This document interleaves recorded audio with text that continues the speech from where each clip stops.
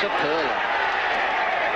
This one much closer in, and looked as though it was the other one, and yet it seemed to move away off the pitch. Magnificent delivery. Really got him playing, curved into him, straightened, missing the lob.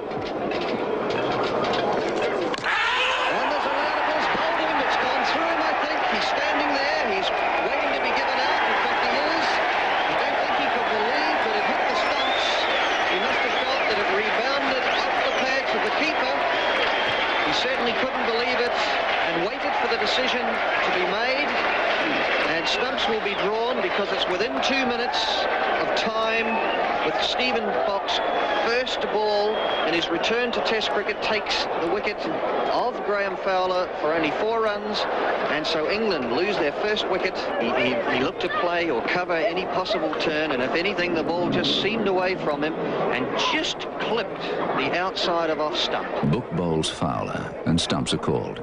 Book will complete the over on day 2. Oh! Very useful delivery there too. But it'll be a single to Chris Tavares, moving him to 3, and England go to 9 for the loss of 1 wicket. That's it! Bit of excitement from the close-in fieldsman.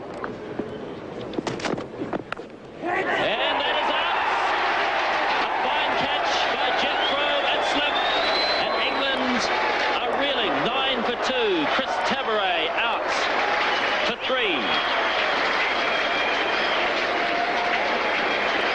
Oh, that's a marvellous delivery from Hadley, pitching, cutting away. Tavares not moving his feet at all, edges it, and Jeff Crow takes a nice catch, first slip position. Short, and that one is punished by David Gower, but the outfield is pretty slow. Bruce Edgar moving quickly, and he restricts the scoring to just 1 run. Some sharp fielding by Bruce Edgar. David Gower is 2, and England at last have got to double figures. They're 10 for the loss of 2. Oh, a confident appeal for an LBW. That must be out. David Gower didn't play a shot, and England are in all sorts of strife. 10 for the loss of 3. Richard Hadley has claimed his 2nd wicket of the day. That ball moved, it kept low, and David Gower had his bat in the air, padding up, and LBW. Let's have a look. He didn't play a stroke at that. Have a look at the movement of the ball, pitching, cutting back a bit, and that's out everywhere. Hadley to Randall.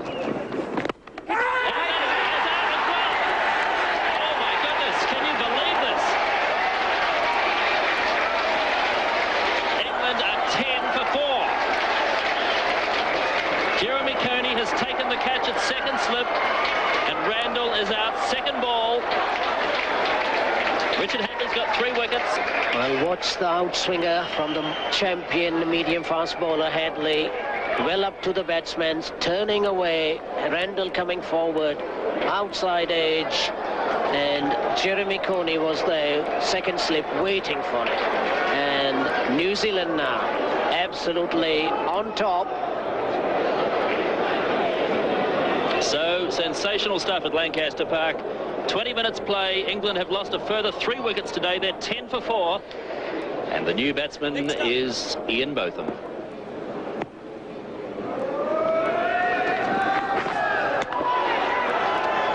Ian Botham has indicated already, perhaps, that if the ball is there to be hit, he's going to hit it. Richard Hadley with 3 for 2 to Botham. And Botham's got his first runs. Ball running pretty slowly across the lush Lancaster Park outfield. Bruce Edgar coming around from cover. And England moved to 12.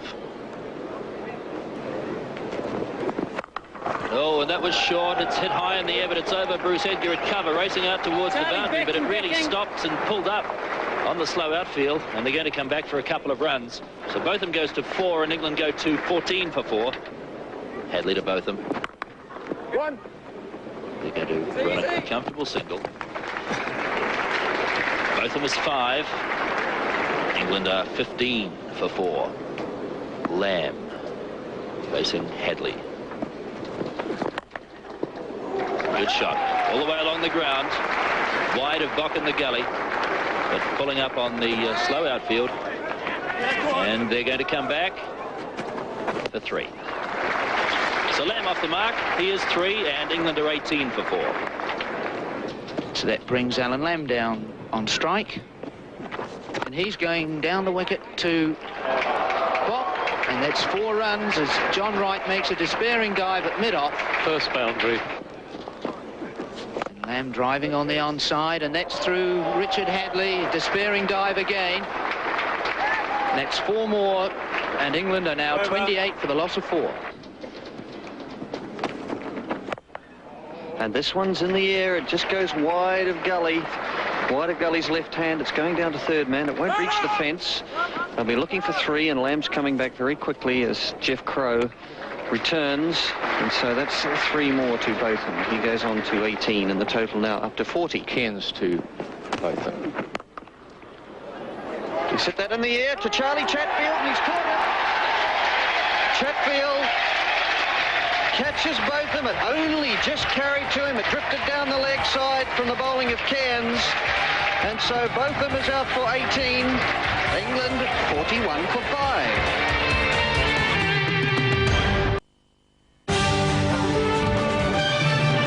Chatfield to Lamb. And fishing again outside the off stump. Alan Lamb just doesn't really know which way Chatfield's going to move the ball. And once again a loud appeal, and he's out, Alan Lamb. Eventually getting the edge to Chatfield, being beaten 3 times in a row. And so now England are 41 for 6. Lamb 11. Well, we were just talking about Ewan Chatfield beating Alan Lamb, and that time he beat him again, but this time it took the edge. So Ewan Chatfield gets the wicket of Alan Lamb. Let's have another look at it. Pushing forward again, almost an action replay, but this time the little tickle and through to Ian Smith, and Ewan Chatfield thrilled about that one, and New Zealand in a wonderful position. And he's edged this to first slip, and he's caught by Jeff Crow. England 47 for 7. Taylor caught Crow. Bowled Cairns for 2. And still the disaster continues for England. Well, look at Bob Taylor just pushing forward, rather tentative here, and it gets the outside edge and carries through to Jeff Crow, who takes it well down at his feet. So Lance Cairns, another blow. Bob Taylor removed from the crease. Hadley now to Gatting. And yes, did he get under it? No, he's flagging it away. It sounded as though he got a little bit of bat on it, and a very good attempt at a catch by Martin Crowe in close, but the ball not quite carrying to him. He is certainly a little edge on that and just billowing away from his thigh pad, but as you see, it just hit the ground. Hadley. And keeping this one out, and so that is the last ball of the second day's play in this second test match between New Zealand and England. And in reply to New Zealand's 307, we have the remarkable state of affairs with England 53 for 7. The close of day 2 sees England 7 for 53. We rejoin play on day 3 with Cairns bowling to Pygott. Oh, and that wraps him on the pad, and he's out OBW. Slower delivery from Lance Cairns, and Pygott is out for 4, and that's the 8th English wicket to fall, and the score's 58. Tony Pygott seemed to be deceived by the pace of this delivery from Lance Cairns. It was his slower ball, his leg spinner, in fact, and it hovered in the air. And Tony Pygott seemed to be waiting for it to arrive. It never quite arrived, and when it did, he misjudged it completely. He was struck on the pad in front of his wickets, and umpire Fred Goodall judged him LBW. So Willis on strike to Hadley. And that goes straight across the face of Willis's bat. Good ball from Chatfield. There's one that moved off the seam. Chatfield to Willis now. Oh, that's knocked the middle stump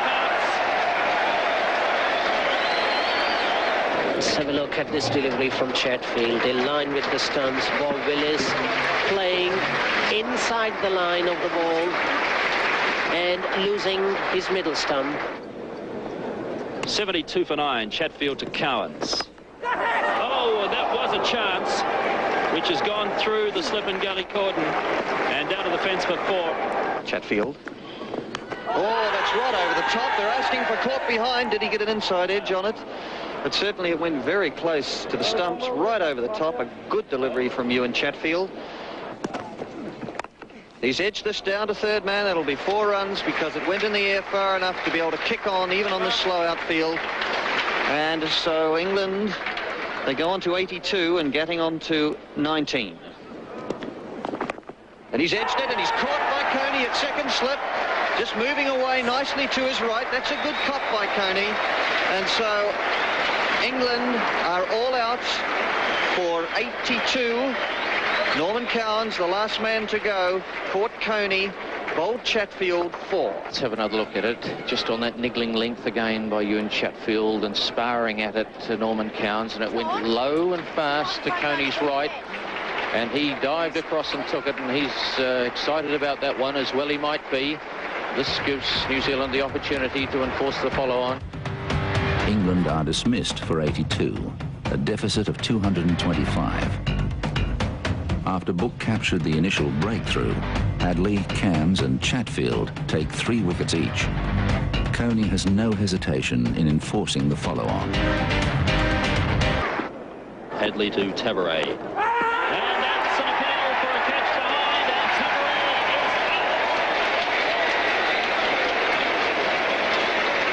is out. Richard Hadley attacking field, as you see, on line of about off stump, just whipping away a little, just takes the edge of the bat through to Ian Smith, who made no mistake. Short and hooked by David Gow. Fine shot. Gave himself so much time to play it. He's got 4 runs at backward square leg. David Gow is off the mark, and England move to 19 for 1. Hadley to Gow. And he's out. He's caught. The 4th slip by Lance Cairns. What a breakthrough for New Zealand. Well, Richard Hadley seemed to draw David Gow forward a bit non-committedly, but let's have a look at this one. Yes, just pushing forward. It moved away a shade. It took a thick outside edge. Went straight to Lance Cairns at 4th slip. So a great breakthrough for New Zealand. The 2nd English wicket down. And that's out. Caught in close by Jeffrey Howard. It bounced on Fowler and popped straight into the hands of Jeffrey Howard at silly point. And so the 3rd England wicket is down with 25 on the board. Fowler having batted for 61 deliveries for his 10 runs. Bowling over the wicket. Nicely flighted delivery. Spinning in a bit, stopping, and that's the result. Stretching forward. And well taken by New Zealand captain Jeffrey Howard. Oh, what a good line this time. Much closer to Gatting, but it turned, it straightened and bounced a little. It ended up going out on the offside. This one wide to Gatting. He's entered the slip. He's out caught the slip by Howard.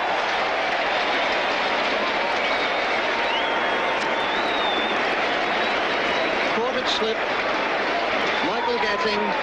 And so he is removed from the crease for a duck. That's good bowling by Bock. Watch the flight. Encourages Gatting to drive. The ball is in there. Outside edge. He could be out. He is caught in close. A fine catch here. A magnificent anticipation by Crowe. Both of them goes very first ball. England 31 for 5. Watch the flight. Beautifully flighted. Perfect length. Botham wants to hit it on the onside against the spin. An absolutely brilliant catch by Martin Crowe. So hat-trick ball for Bock. And he keeps it out with all the New Zealand fielders. Norton the first innings here and under tremendous pressure. To get off the mark as he faces Chatfield. And that's a good delivery just outside the off stump, and the crowd went up. Chatfield to Lamb. And that's into the shot, and a brilliant catch by Jeremy He's caught Jeremy Coney at second slip off the bowling of Ewan Chatfield on the first ball after drink. Lamb just pushing forward. There's the edge, and it flew low and hard to Coney, and he dived to his left and held the ball aloft. The 6th English wicket down, 33 runs on the board. What a great catch. Fine bowling by Ewan Chatfield. Box to Taylor. And Taylor's coming down a wicket, hits it in the air. That's 4 over the top of mid-on. Just to run through the England card for you in the second innings, it makes dismal reading. Tabarot 6, Gower 8, Fowler 10, Gatting no score, both of them no score.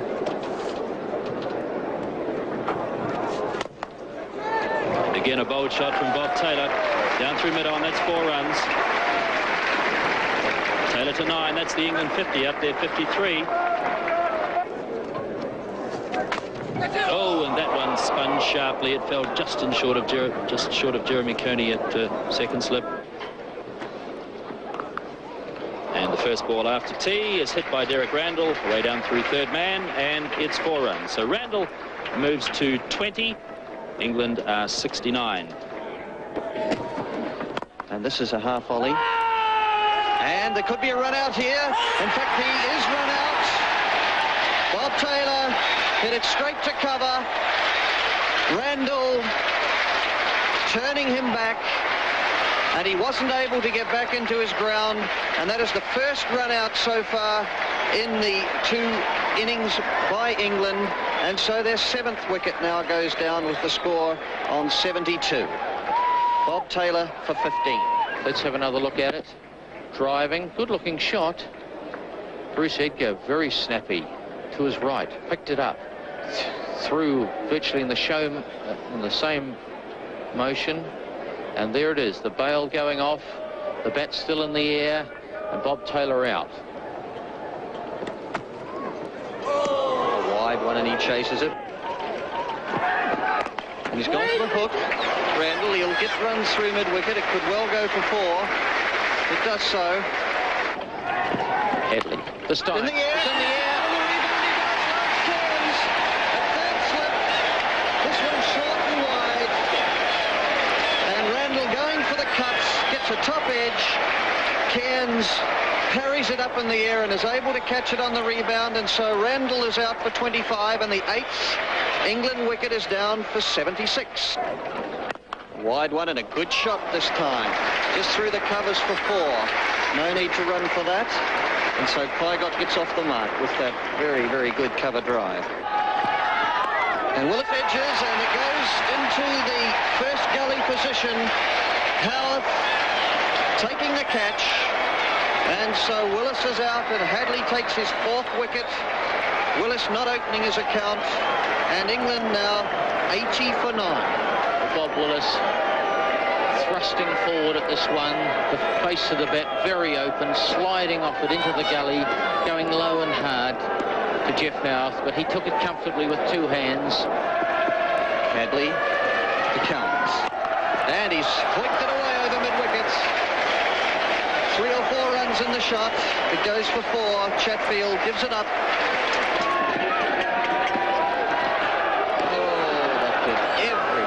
Knocked them all 3 out of the ground. Hadley. And he's edged it behind, and he's out. Caught behind. Hadley takes 5. New Zealand win this test match by an innings and 132 runs. Cowans being dismissed for 7, and the Englishman for 82 in the first innings and 93 here this afternoon at Lancaster Park. In exactly 12 hours play. That's all it took for this test match to reach a conclusion. Not one English player passed 25. And for the first time in 90 years, England are dismissed in both innings for less than 100. Man of the match, Richard Hadley, had a great game with bat and ball. The crowd couldn't believe it. New Zealand enforced the follow on, and they couldn't believe it when wickets kept tumbling. And I have a vivid memory of Ian Botham coming out to bat, playing a shot off his pads.